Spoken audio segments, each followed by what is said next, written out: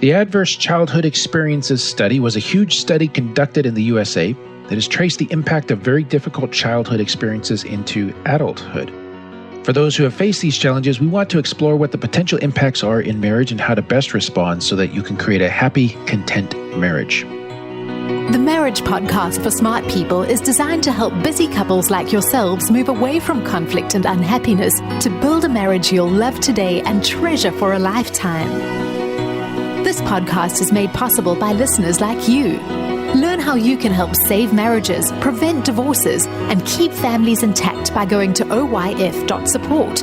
Once again, that website is oyf.support. And now, here are your hosts, Caleb and Valinda Simone Gindel from Only You Forever.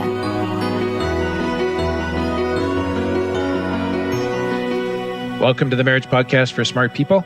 If you want to build a thriving, passionate marriage, we've got the research, the truth, and the answers you're looking for. We have an informative episode for you this week. This is episode number 214. And today we're going to be talking about the ACE study and how these things, adverse childhood experiences, impact marriage. Hey there. Before we get started, if you missed last week's episode, we discussed couples living with extended family members. Definitely worth going back and checking out. Also, make sure you hit the subscribe button so you don't miss any upcoming shows from us. And as always, if you're struggling with your marriage, we offer sound, research-based advice. And most of all, we offer hope. All right, Verlinda, let's get into the topic of adverse childhood experiences and how these play into marriage, starting with a little background on the study itself. I think last week, like at the end when we say what we're doing next week, I think I called it the ACE study. ACE. I didn't realize it was the ACE study. ACE, yes. So the study wanted to explore the effects of childhood abuse and neglect on later life. And they included over 17,000 participants. And Wow. There have been further follow-up studies, and those actually continued to add to the original findings. So they're tracing them into their adult lives. Wow. And the study looked at 10 different forms of adverse childhood experiences, split into 3 categories: abuse, neglect, and household challenges. So just to give you an idea of what was in each of those sections, under abuse, they looked at emotions or emotional abuse, physical or sexual abuse. Under neglect, they looked for emotional and or physical neglect. And there were 5 household challenges. 1 was the mother treated violently. Was there substance abuse in the household? Was there mental illness in the household? That's number 3. Number 4, parental separation or divorce. Number 5, household member incarcerated. Was anybody in jail? Okay. One of the family members of the household. So that's the study. You can actually look it up online and take it yourself if you want. Just search for ACE questions. I think we'll bring it up in Google. And they're in quite a few places. I think it's just 10 questions. So the initial findings from this were interesting. Almost 2/3 of the surveyed adults reported at least one adverse childhood experience. I'm going to say ACE after this because it's a little bit faster. And more than 1 in 5, so 20% of people reported 3 or more ACE. Okay. Now, ACEs are often experienced together. So if you experience one of the 10 factors, you are much more likely to have experienced at least one more. Really? So it's pretty rare for people to have just one. Okay. Not as common. And ACEs are found to lead to a huge range of negative outcomes in adult life, including damage to physical and mental health, dangerous or unhealthy lifestyle choices, and reduced life potential. What does that mean? Meaning that you just struggle through life. You don't do as well Okay. in sort of measures of success. Wow. Now, we need to unpack the impact of ACEs a little bit more, but I want to pause to make a point here. And our goal is not to point out that people are damaged goods or to make anyone feel like they're somehow permanently emotionally crippled, or in the context of our marriage podcast, that they'll make a terrible spouse. No, not at all. There are as many wonderful people with ACEs as there are without. Right. However, by acknowledging the potential impact of ACEs, at least now a couple can know how and why some of the current challenges in their marriage may have developed, and they can create some specific and targeted goals for healing. Sometimes just knowing why something's happening, what you're going through. What you're dealing with, yes, exactly. Makes it easier, yeah. So allow me to illustrate that from the physical realm. Imagine I had a set of challenging and unexplainable physical health problems. And after a lot of struggle and problems and doctoring, it came out that I've been drinking from a polluted water source. Now I know that I need to stop drinking that water and also find out what was in the water, Once I know that, I need to understand what the pollutants were and how they've impacted my health, and then I can take steps toward dealing with those symptoms in order to restore my health. Okay. It's kind of the same with ACEs. Once I understand that my present struggles are tied to my childhood experiences, it's not so that I can blame that and stay in victim status. Yeah.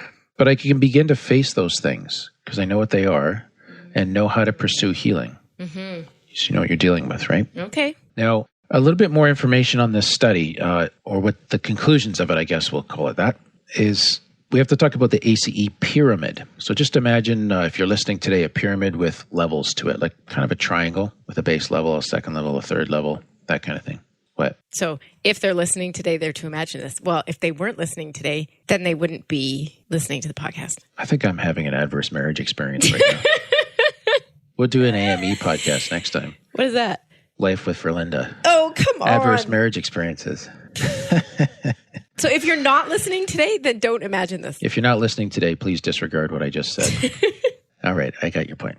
So one of the things the researchers discovered is that there were a potential set of negative changes. Potential set. Okay. You don't have to have these, that built one upon another. They charted this out as a pyramid because you have many people at the bottom and just a few at the top. In other words, the further up the pyramid you go, the less likely you are to be affected unless you had very severe ACEs. Okay. So less people are at the top of the pyramid. That's another way to say that. Okay, I'm just curious what the pyramid is, though. Like, what's the pyramid measuring? The pyramid is just, let me explain the pyramid. The base level of the pyramid is the adverse childhood experiences themselves, the 10 items. Okay, Those things we listed at the start. Yeah. The next level up is disrupted development. So children with ACEs who've had the first level, many of them will experience poor physical and mental development due to abuse, trauma, or neglect. Okay. But not every person that's experienced an ACE will have this. So that's why we're heading up a pyramid. Okay, got it. Go on. The next level up, which is a smaller group again, is social, emotional, and cognitive impairment. So some of those children as adults will manifest poor coping skills, attachment disorders, mental illness, and cognitive impairment.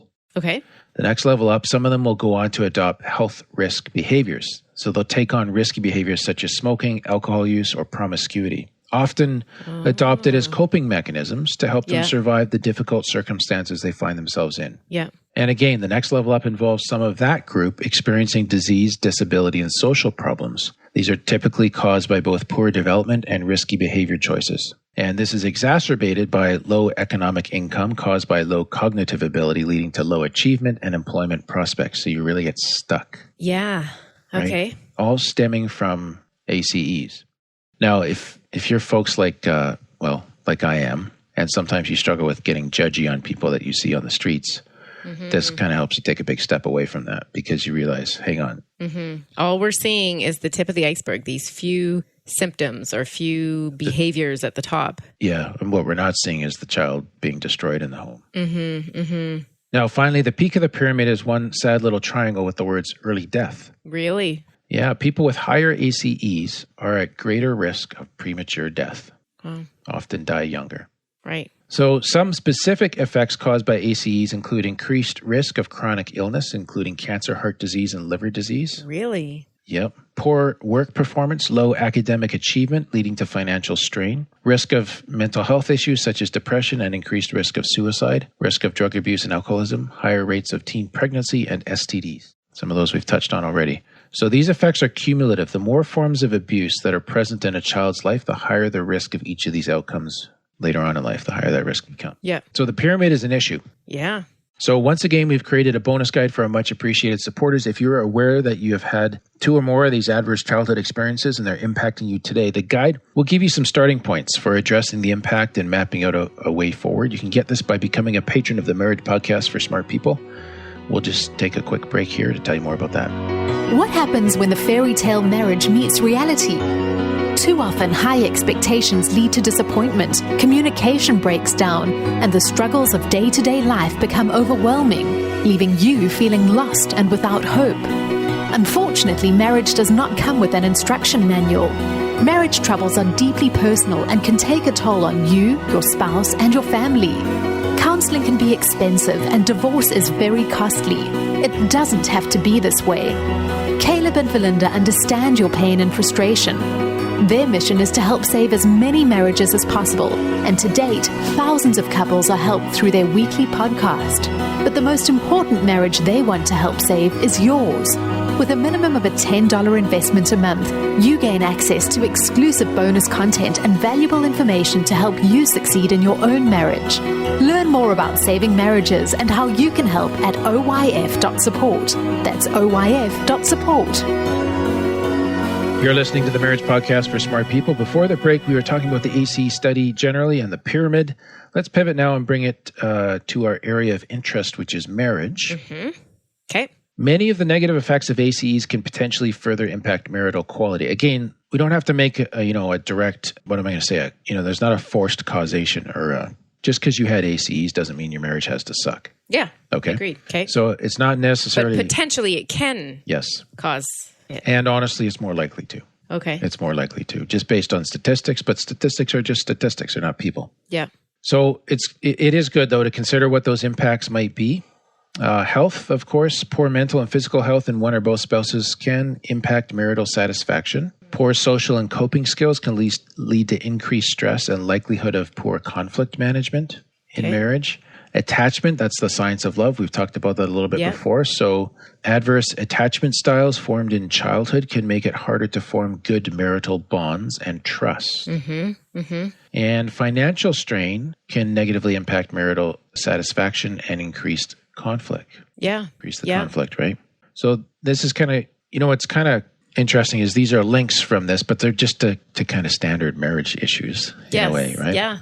Of course, as well, sex can be impacted. Adults who have experienced ACEs often display a range of risky and adverse sexual practices, such as a higher number of partners, a higher chance of teen or unwanted pregnancy, a higher rate of catching STDs, and more risky sexual behavior. They're not saying so again, we're not trying to stereotype or paint with a brush, so we just need to be careful here as we're going through this to say that this is sort of towards the top end of the pyramid. So not everybody's going to do this. Okay. But some people will struggle with this. Yeah. And of course, when this has been a part of your history and a part of your experience, that can impact marital quality and stability as well. And so again, it just becomes a matter of, okay, so we have this sexual history. Now, how do we heal from that? Right. Like use this as a potential for healing. Yes. Rather than like a bashing that I'm no good. Right. Exactly.